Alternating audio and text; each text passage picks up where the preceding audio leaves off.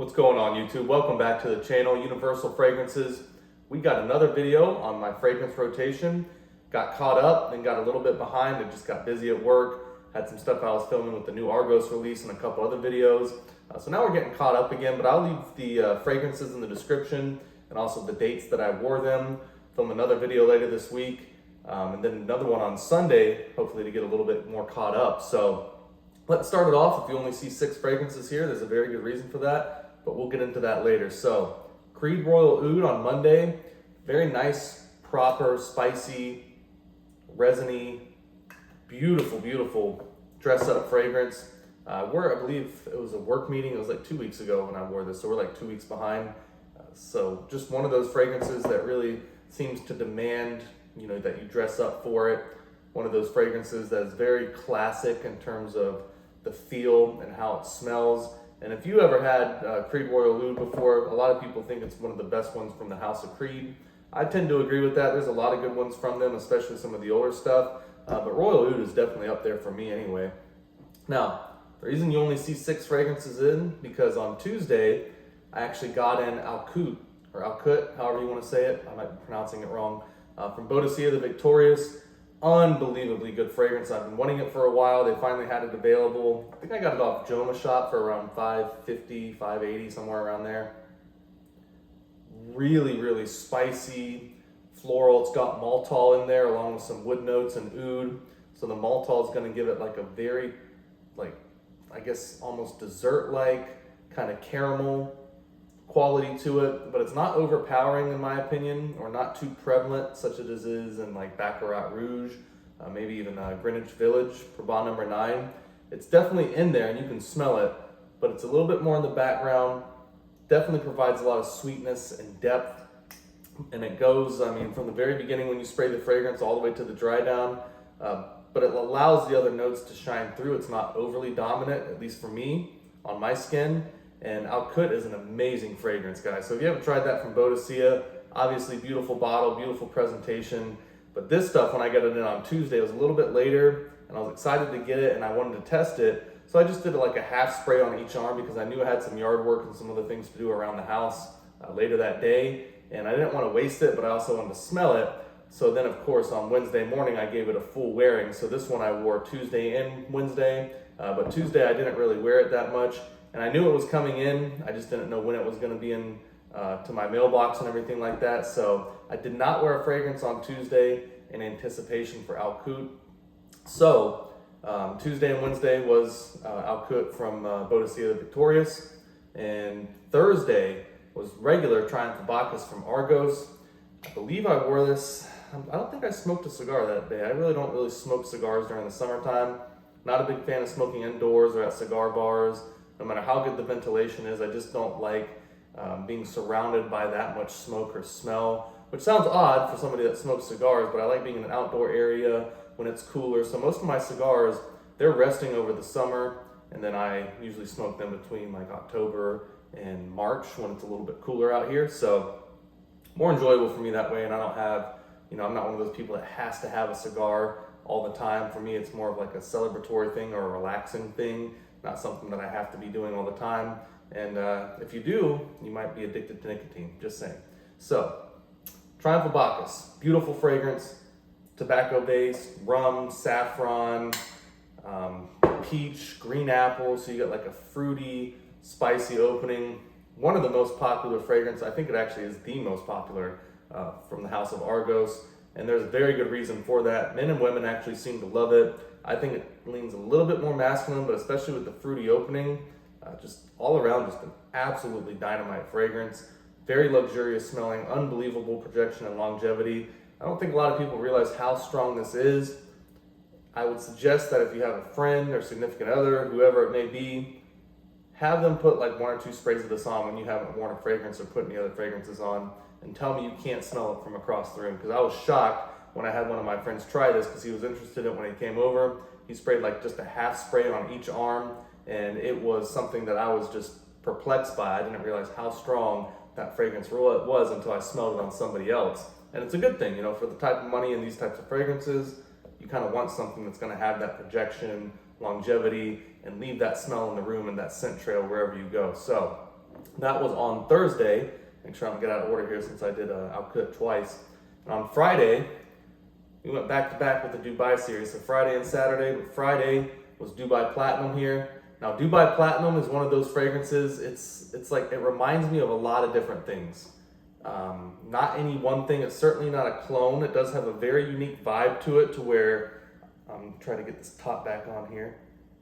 Yeah, crimping on the bottle, I mean, when you take the cap off, every once in a while you get a slight little, I've never had one of these come off, but every once in a while it will slide up like not even a millimeter. But more back to the fragrance. Dubai Platinum, it does remind me of a couple things. A little bit of the vibe of Creed's old Spice and Woods, or Woods and Spice, whatever it was. I remember owning a bottle of it. I forget the order of the name. Very good fragrance. A little bit of like Clive Christian D, I believe it was the Amber Fougere, and also Andy Warhol's Silver Factory with that incense note in there. But this does have a little bit of spiciness to it. The vanilla gives it a little bit of sweetness, but the spiciness, you got some ginger. You got papyrus oil, which is a note that I'm enjoying more and more in fragrances. Man, I really love Dubai Platinum. It's got very, very good longevity and projection. For me, it lasts probably 8 to 10 hours on skin, and then becomes a little bit more closer of a skin scent after that. You're not really getting a ton of projection, at least for me, after 8 to 10 hours. And I don't like to get too specific with that. Again, depends on how much you're spraying, the environment. Are you spraying it on clothing? There's just too many factors to it. But great longevity from the Dubai series, and Platinum with the notes in there. It's kind of a nice, spicy, slightly dry, woody fragrance. Man, I just really, really like Dubai Platinum. Very, very well complimented as well. A lot of people seem to like it on me. Now, back to back, this is actually a newer purchase. I haven't even done an individual review of this, so I wasn't joking when I told you guys I've been purchasing a lot of fragrances and I haven't even gotten a chance to do individual reviews on them yet. You just kind of randomly see them in my fragrance rotation. That's just how it goes right now. So anyway, Dubai Citrine, little short story on this. I had a 7 ml bonbon of it.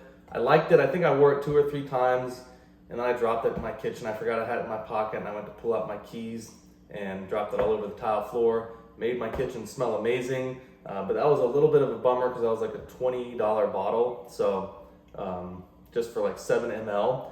Now this I got on Joma Shop for the low 200s, full presentation. And Citrine, man, it's kind of like Dubai Indigo in terms of the vibe. Like, you can tell they were going more for like a summer blue fragrance, like maybe marine fragrance. I would say Indigo is more blue. This is definitely more marine. It's got red berry, some really nice florals in there, but the fir balsam and the red berry really give it like a juicy, clean, man. And you got seaweed in there too, so you do get a little bit of that maritime, kind of tying in that fir balsam and the red berry to kind of make it like a floral blue fragrance. Musk in the base notes as well. I believe it has costus or cistus in there. I can't remember. You can look on the website. They'll have the ingredients on there and everything. But Citrine, man, for summertime, it doesn't get much better than this for me. In terms of, you guys know I like the heavier fragrance. I mean, that's pretty obvious from what I have in front of me. But, certain things like Citrine, Indigo, Octanez, 40 Knots. I don't have a ton of freshies in my collection, but Citrine is absolutely one of my favorite ones. It's just very wearable. Seem to get a lot of compliments on it.